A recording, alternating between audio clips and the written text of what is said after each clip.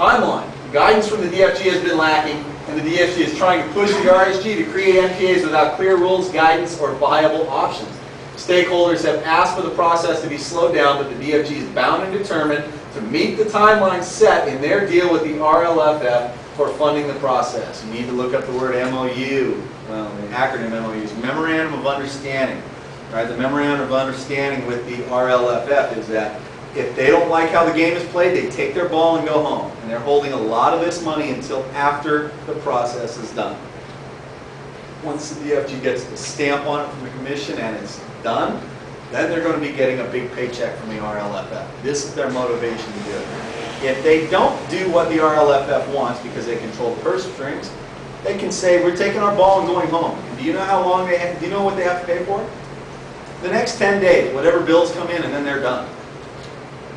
And that's it. And they turn around and leave. And this is how they built it. So that if you don't do what I want, very simple. I just take my ball and go home. And you are left with a gaping hole, all the money you've spent, all the time you've wasted. So the DFG got dressed up for the dance. They're not going home without dancing with somebody. Unfortunately, this is the truth of it for us. Next slide. Concentrated fishing pressure. This one is serious, guys. By design and not by mistake, the MPAs are concentrated on the most productive fishing grounds in our waters. We do not try to grab Point Loma, La Jolla, all of Laguna, Rocky Point, you know, from Latigo Canyon to Doom, Trancas, and you know, everything else all the way up the coast, Carpinteria, Casino Point, or Campus Point, Coal Oil. They didn't grab, and Conception, they didn't grab all of these on accident. They're not trying to grab these on accident. It's no accident they're trying to grab the east and west end of Catalina, front side and back side. This is no accident, all right? We're being pushed off, they're grabbing the fishing grounds in our waters, and we're pushed off hardy, resilient areas that handle pressure well. Less utilized areas will receive increased fishing effort.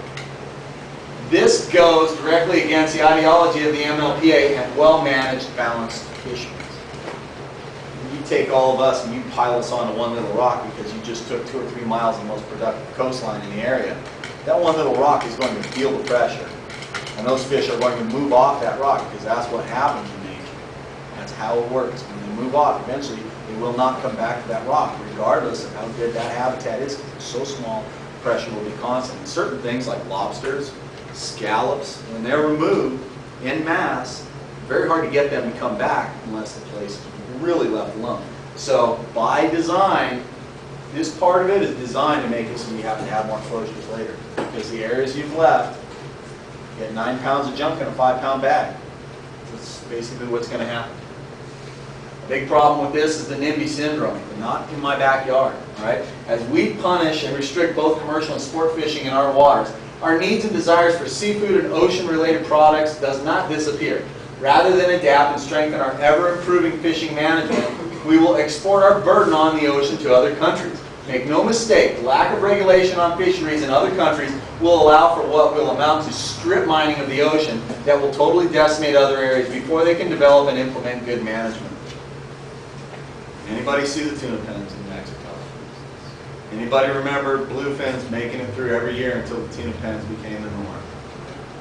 Right? I mean, have you guys ever built the Philippines? It's the scariest looking place on earth. There's so much fish life. It's all this big. And you know, you go to the fish market and the fish that are there come from islands that are 500 and 1,000 miles away. If you've ever been to Japan and gone to the fish markets there, you'll see that stuff is there from the Middle East. You'll see that stuff is there from Australia. There's stuff there from California. They'll grab whatever they can from any other place. And they don't care. Anybody remembers what they did in the Sea of Cortez 20 years ago, 15 years ago when they got in there? The Japanese got what? 3 boats got permits. Look what they did inside the Sea of Cortez. They just about wiped out the giant squid for 8 years. That's pretty amazing to think that in 110 days, 3 boats were able to basically do that. Nobody knows how much they took. Nobody has even the slightest clue because there's no regulations.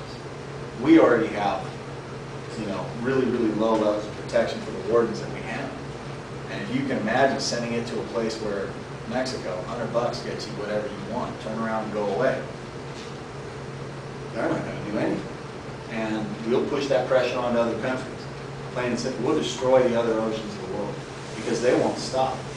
Much as our manufacturers complain about pollution, our guys are always working harder to make everything cleaner. You go down to the harbor, no more bunker fuel for the big ships. Everybody's got storm water that has to be reclaimed. Heavy metals are on the decline in every single industry. They keep pulling them out, things that they can use, selenium, nickels, all this. What are they doing in China? We're having everything made in China because they have no rules. Well, they got them, but they don't follow them. And when you want a widget for $1 instead of $5 made in the United States, you go to China and get it. It's really simple. We're going to do this with the ocean. That free widget? Exactly. Management and enforcement, limited resources. And finally, there are 8 game wardens for the entire south region of California. Who will manage and monitor these MPAs effectively? The fish ferry? 8 of them. 8. You know, when it's lobster season, the opener, they have to bring guys in from Northern Cal, they have to bring guys in from Bishop. They have to grab wardens from all over every place in God's green earth. They have to take wardens out of the Salton Sea to come down and try and patrol the coastline for 1 weekend for the lobster opener. It's impossible. I mean, for the times that we do get checked, think of all the vast amounts of water that you're not getting checked. Think of all the times you drive out of Newport, or I mean out of Dana Harbor, and the swordfish is there parked because they got no fuel for the boat. The DFG can't afford to fuel the thing. They're on furloughs today as we speak. You know, this Friday. Is this Friday furlough Friday? I think this Friday is furlough Friday. Yeah. You know, so how is it these people are gonna? You know, I didn't even say enforce. I'm not even going to ask that they try and enforce. That's a joke. Who's going to manage it? All right? Who's going to monitor these things and make sure that the uses are what they're supposed to be? Who's going to tell us that when these other people go in there? Because we're not going to be there. We're not going to be watching anymore. We as fishermen, when I'm not allowed in there anymore, I don't care what happens. I don't care. You know, you close off the desert and I can't ride my dirt bike anymore. Do you really think I'm going back to Glamis when it's 120 degrees for the intrinsic value of looking at it? No, man. I'm going anywhere but. I'm not bothering to go. All right, this is what will happen. You close these vast stretches of areas off. Nobody's going to bother to go there. And then, anybody who wants to go in there and poach, am I going in there to look at you? Number 1, no, I'm not even going to be there. Number 2, if I do see you in there, what do I care? Good luck. You know what? You took it from me. What do I care? I don't care if you speed on the freeway. I don't care if you smoke pot. I don't care if I see you driving with a beer in your hand. It's somebody else's problem. It's not my problem. And the entire ocean is going to turn into this nightmare. There's nobody going to be out there enforcing it. The goodwill that the DFG has with fishermen, they're going to ruin this. And the DFG agents know this, and they're terrified by this. I know a lot of DFG agents out here. I know 5 of the 8 agents very well.